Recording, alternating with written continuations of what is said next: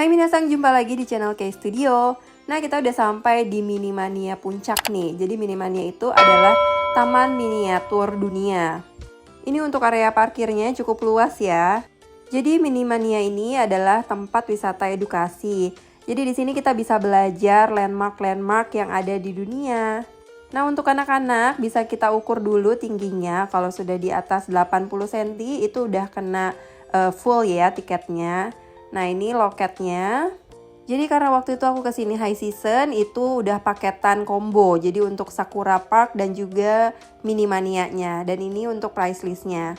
Jadi untuk harga kombonya waktu itu 55.000. Dan di depan sini juga banyak kayak angkringan gitu ya. Jadi di sini banyak menjual makanan. Terus di sini juga ada dairy shopnya buat kita beli oleh-oleh. Jadi nanti kita keluar sama masuk lewat sini. Nah, langsung aja kita masuk yuk. Penasaran banget karena dari awal buka tuh di sini udah rame banget. Nah, jadi begitu masuk di depan sini tuh ada topi-topi bisa kita ambil secara gratis supaya nggak kepanasan. Habis itu kita disambut dengan bendera-bendera dari berbagai belahan dunia.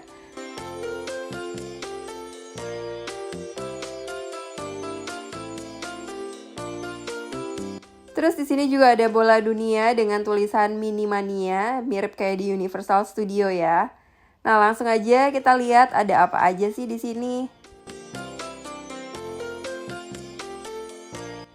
Nah, ini untuk landmark pertama yang kita lihat yaitu Petronas. Jadi gedung kembar yang ada di negara Malaysia. Habis itu di sini juga ada bangunan khas Uni Emirat Arab. Di sini juga bukan sekedar miniaturnya aja, tapi ada penjelasannya. Jadi kita tuh bisa ngajarin anak kita juga. Bisa nambah pengetahuan kita juga sih, karena di sini banyak banget. Dan aku aja banyak yang nggak tahu juga sih di sini. Terus berikutnya di sini juga ada Hollywood. Terus ini ada bangunan landmarknya dari Rusia, Moskow. Terus ada piramid landmarknya Prancis.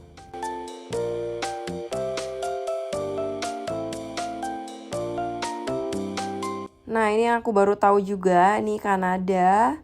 Kayak gini landmarknya.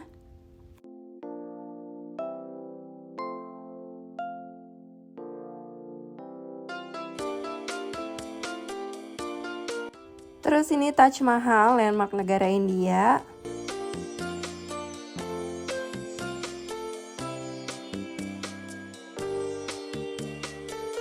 Terus ini landmarknya negara Chili, baru tahu juga nih aku negara Chili. Terus pastinya ada Menara Pisa juga. Dan ini kita lagi mau main dulu nih. Ini price listnya ada mainan sama snack-snack gitu. Jadi di sini kita bayar untuk bermain dan juga beli snack. Nah, ini anak-anak aku lagi mau main mini loco. Jadi waktu kita beli tiket masuk, itu tuh dapat selembar banyak voucher gitu untuk ada permainan-permainannya juga. Tapi nggak semua sih. Jadi misalnya ini permainan mini loco ada diskonnya 20%. Jadi kita pakai tiket yang kita dapat di depan tadi. Jadi lumayan lah harganya jadi 15.000 yang tadinya 20.000. Tapi voucher tiket itu cuma bisa digunakan untuk beberapa permainan aja ya, nggak semua. Dan juga beberapa snack atau minuman kayak es krim sama lemon tea. Di sini anak-anak juga bisa menunggangi kuda. Nah, lanjut ke landmark. Ini ada udah pasti terkenal banget ya, Evo Prancis. Nah, terus di sini juga masih ada landmarknya Prancis.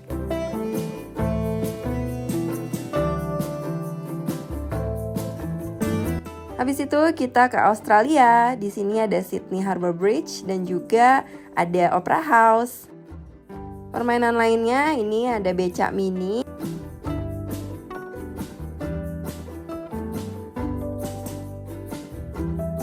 Terus ini ada patung Merlion juga.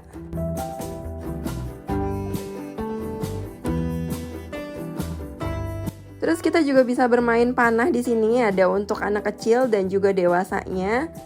Untuk panahan ini harganya cuma 10.000. Terus ini bagian negara Mesir landmarknya. Suasana di sini tuh enak banget dan semuanya tuh tertata rapi ya. Ada permainan seru juga di sini yaitu Rainbow Slide. Jadi emang Rainbow Slide itu kayaknya lagi viral ya, banyak di mana-mana. Dan ini treknya juga lumayan panjang sampai ke bawah. Terus ini ada Colosseum Italia. Terus di sini juga ada landmarknya negara Inggris. Nah, ini permainan yang cukup rame di sini, Skyride Tour, kayaknya seru banget sih ya. Terus ini kita sekarang udah sampai di Forbidden City, landmarknya negara Cina. Ini kalau dilihat detailnya tuh cukup keren ya. Dan kalau negara Cina udah pasti ada Great Wall-nya juga nih.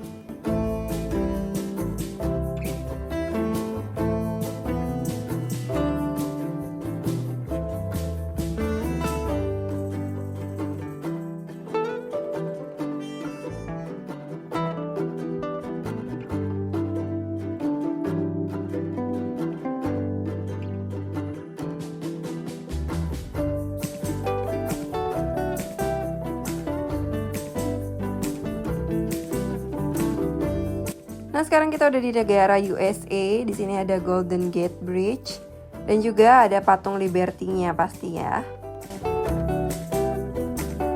Selain negara-negara di luar, di Indonesia sendiri juga ada. Salah satunya ini nih, miniatur Borobudur.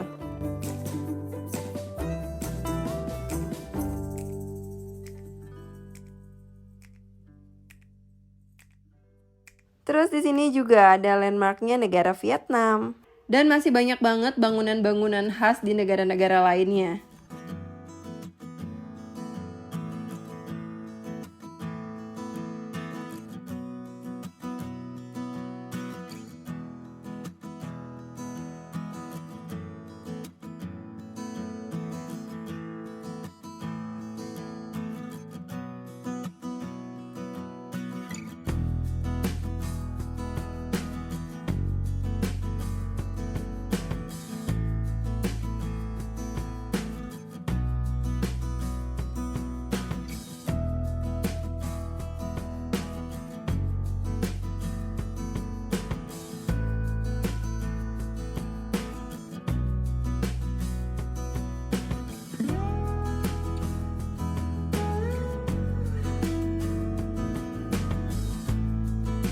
Nah, sekarang nuansanya udah mulai ke Jepang nih.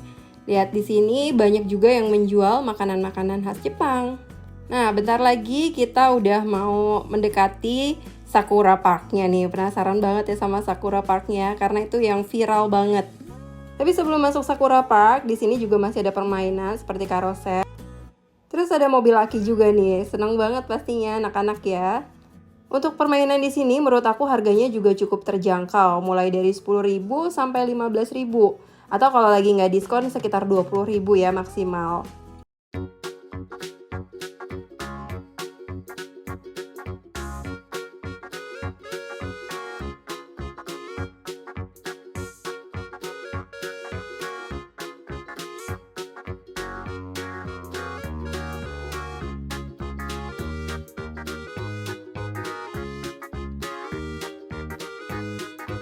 Nah, sekarang kita mau masuk ke Sakura Park-nya. Tempat ini tuh memang lagi viral banget karena Sakura Park-nya tuh. Lihat, memang cakep banget ya tempatnya. Bener-bener nuansanya Jepang banget sih menurut aku. Dan tempat ini juga nggak tanggung-tanggung, banyak banget ditanemin bunga sakuranya. Ya meskipun ini bunga sakuranya udah pasti bukan asli ya. Tapi jujur ini tuh mirip banget sih sama bunga sakura asli. Karena biasanya tuh kalau yang palsu warnanya kan agak-agak merah pinknya tuh terlalu lebay gitu ya. Kalau ini tuh bener-bener pas. Jadi tuh bener-bener mirip banget sama aslinya. Apalagi nuansanya juga dibikin mirip banget kayak di Jepang. Dari berbagai angle juga ini tempatnya instagramable banget. Pokoknya bener-bener kayak di Jepang deh. Kalau yang nggak tahu tempat ini sih fix pasti bakalan ngira ini beneran di Jepang. Dari tempat-tempat yang udah ada yang bikin mirip Jepang gitu di Indonesia, menurut aku ini yang paling mirip banget. Kita juga bisa menyusuri sungai di sini menggunakan perahu. Bayarnya 20.000 per orang. Seru banget kan aktivitas di sini? Ini benar-benar ke Jepang versi low budget. Sampailah kita di Kyoto dengan bangunan khasnya tiang-tiang yang berwarna merah ini. Gimana nih menurut minasang? Menurut aku Sakura Park-nya memang perlu diacungin jempol. Bagus banget sih, puas banget lihat di sini. Makasih minasang yang udah nonton video ini dari awal sampai akhir. Sampai jumpa di video berikutnya.